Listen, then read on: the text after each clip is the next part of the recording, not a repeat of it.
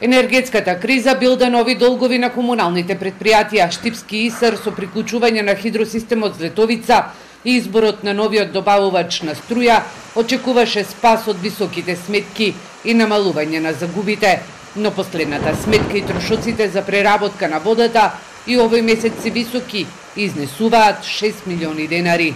Со сите преземани активности и со сите трошоци, свесни сме дека сите продукти се покачени, почнувајќи од гориво, репроматеријали, железо, така да јавното предпријатие покрај сите приходи кои што ги остварува месечно, но работи со загуба, односно неопходни се повеќе средства од порано поради покачените цени на берзата.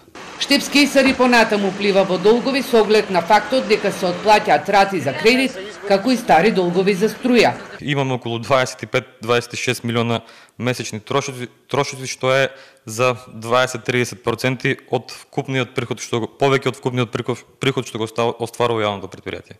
Невисоката сметка за струја која ИСР ја добие во јануари изнесува 19 милиони денари. За повисоки цени на водата и комуналните услуги засега нема најави. Анализите ќе го покажат тоа, пошто последниот збор ќе го има и регулаторна комисија.